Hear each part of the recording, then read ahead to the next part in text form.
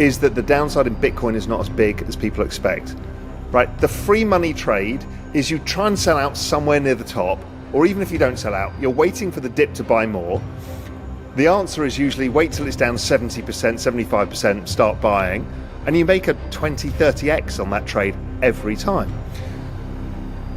My guess is it probably ends up down 40 and not down 75. And that will create a lot of complications for people who are waiting for the big leg lower.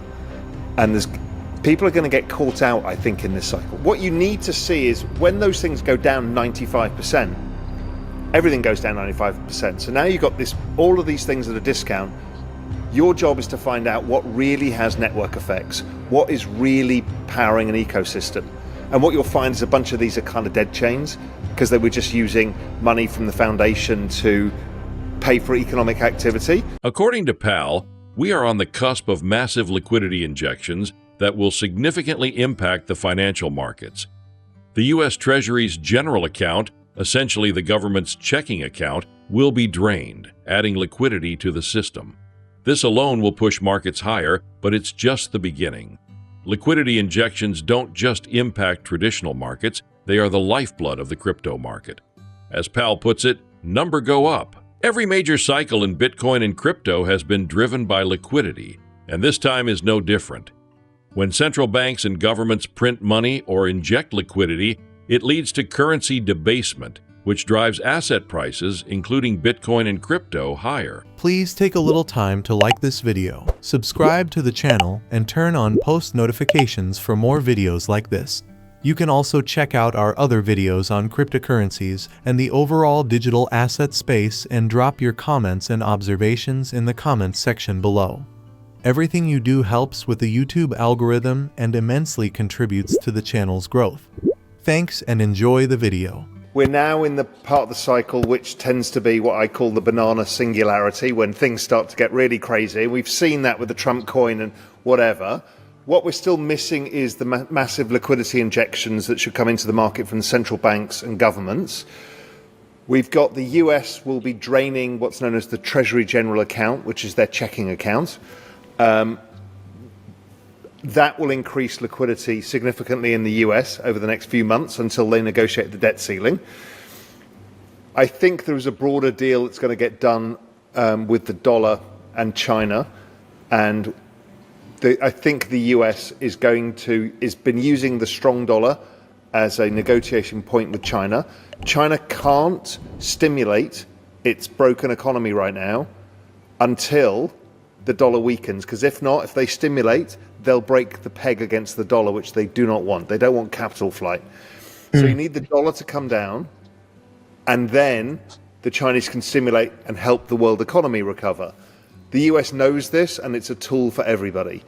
If Chinese economy starts to recover, they'll buy US treasuries. So we're at the really interesting point in the cycle where all the debt has to get refinanced, all the games have to get played, the dollar needs to weaken, rates will come down, and everyone will refinance their debts by adding liquidity. What does that all mean? All of the macro stuff, all it means is number go up. Liquidity is debasement of currency. Debasement of currency is the driver of crypto prices and all asset prices. So it all lies ahead this year. What's interesting is the discussion around when the cycle ends.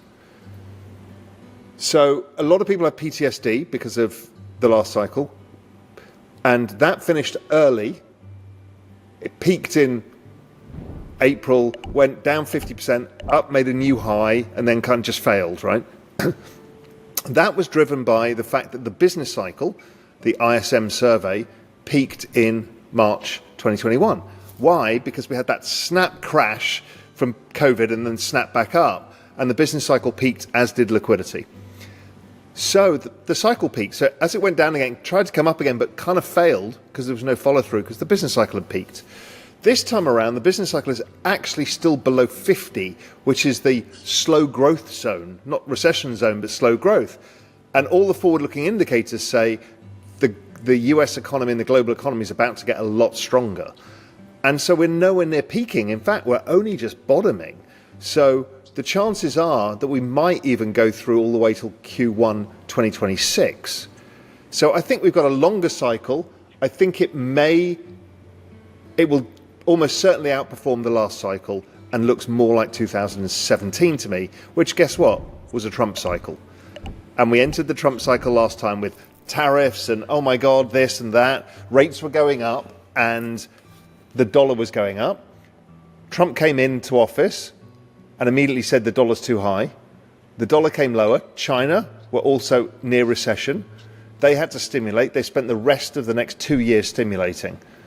And that's what drove the crypto cycle in 2017. So we've got an incredible similar setup to 2017, which you were around for that one. It was bullish as hell. Liquidity is the big daddy here. I got caught out by this in 2017. By about April or May, I sold out of my Bitcoin. I was up 10x because I bought it at 200. It was trading at 2,000. I'm like, it's a pretty good trade. I took the money off the table. It consolidated for a little bit. Then it went up another 10x into the end of the year. People can't understand this. It's like, you know, if Bitcoin went up 10x from here, and we were $1 million. Now, I'm not expecting a 10x, but what I'm saying is people did the same thing then. And what happens is you sell out positions, the market corrects, and because liquidity is still the driver, everybody gets forced back into their positions, and that creates this violent end-of-year move. That's possible. I'm not saying it's definite, but you know, I think of improbabilities, and that's where my head's at. So what you don't do is you don't get rid of the cyclicality. It's the compounding of returns over time. Now, the only change that I could say is possible, and I think is likely, is that the downside in Bitcoin is not as big as people expect. Right? The free money trade is you try and sell out somewhere near the top, or even if you don't sell out, you're waiting for the dip to buy more. The answer is usually wait till it's down 70%, 75%, start buying, and you make a 20, 30x on that trade every time. My guess is it probably ends up down 40 and not down 75. And that will create a lot of complications for people who are waiting for the big leg lower. And people are going to get caught out, I think, in this cycle. Now, that doesn't mean all of the long tail stuff doesn't go down 90%. Of course it will. But I'm thinking about Bitcoin itself as the anchor price to this whole thing. I kind of am the impression of what changes is the downside is reduced in Bitcoin. One of the key themes Pal emphasizes is the power of network effects in crypto. Just as Ethereum was the killer trade in 2019, Solana has positioned itself as a standout performer in this cycle. Despite the broader market volatility, Solana has a strong developer ecosystem, a committed community, and ongoing innovation, making it one of the best bets in the space. Ethereum, on the other hand, is facing some challenges. It has lost momentum not because it is a weak project, but because its scaling solutions, Layer 2s, have overbuilt capacity. The Ethereum network was designed to support an entire financial system, but the use cases for that level of scale aren't fully in place yet. And I think it's a very important function of what crypto does, right? Crypto is this incredible, fast, super high velocity, creative destruction cycle. You don't know what's going to be really valuable until the bottom of the cycle. The things that survive become the best trades. Solana, Ethereum.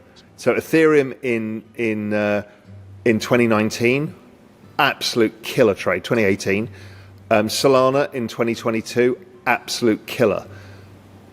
So what you need to see is when those things go down 95%, everything goes down 95%. So now you've got all of these things at a discount. Your job is to find out what really has network effects, what is really powering an ecosystem. And what you'll find is a bunch of these are kind of dead chains because they were just using money from the foundation to pay for economic activity. But then you looked at Solana and there was a ton of developers building. The community was like focused. Tolly was a good leader. You're like, okay, there's signal here. So I like the cyclicality where you wash out all the bad ideas. People are testing innovation. And that's good, right? A lot of innovation. You do VC. Tons of VC things go to zero. But if you get the right ones, they don't. You can make a lot of money out of them. So that, I think, is the power law. I'm immensely bullish on Solana. I think they have the right activity, the right pace of innovation. They're good, do good stuff. There is, so much activity on chain because of meme coins, but there's also stable coins and DeFi and all of the things that are required to build a great a blockchain ecosystem. So I think Solana outperforms Bitcoin. Outperforms ETH. Bitcoin and Bitcoin and outperforms ETH as well. ETH is struggling. And ETH is struggling not because ETH is bad. Yes, it's lost a bit of direction, but the reality is they overbuilt capacity by all of the layer 2s. Right? Anybody can spin up a layer 2, so you're building endless capacity, and it only uses a small amount on the actual Ethereum mainnet. So what they've built is this gigantic architecture that's suitable for the entire finance system at scale, but we don't have that use case. So what you're seeing is it's just not generating enough activity on the base chain, and that's why it's dragging. My guess is if you are Goldman Sachs or JP Morgan or whoever, and you want to tokenize assets, tokenize equity markets, tokenize all of the finance stuff, lending markets, you're going to do it on ETH. ETH is like the Microsoft of blockchains. It's the one you won't get fired for. It's the one that has the highest level of security, the deepest developer ecosystem, the largest amount of interoperability, the largest amount of applications. There's no reason the finance system will build at scale on any other chain yet. So this is exactly the trade, and I've been doing it, the Solana or the ETH trade, right? You wait for the washout, everything goes to zero, and you look what has value. What has value? CryptoPunks. They were a fucking gift at about 20 ETH. You've got probably Bored Apes, a bit riskier, but probably going to survive and do well. You've got stuff like meme community PFPs like Crypto Dick Butts, Rec Guy. These things, Crypto Dick Butts. It makes you smile. Are they still there? Yes. And they're going up in value. Why? Because all the OGs, people like myself, have been buying them because they're so OG, right? You kind of know somebody's into crypto if they own a Crypto Dick Butt. It's like a cheap version of a punk. And they're just amazing. And there's some group who's got the Crypto Dick Butt heist going on. It's a Twitter handle, and they seem to be kidnapping dick butts, which is genius. One of the unique aspects of crypto is its rapid cycle of creative destruction. Many projects rise and fall, but the strongest survive and thrive. The key to long-term success is identifying assets with real network effects. Solana, for example, has proven its staying power by fostering genuine developer activity and ecosystem growth. Pal also points out that NFTs, despite being dismissed by many, continue to hold value. Some of the early NFT collections, like CryptoPunks, were a bargain at 20 ETH, and other community-driven projects have shown resilience over time. The key is finding assets that maintain value despite market downturns.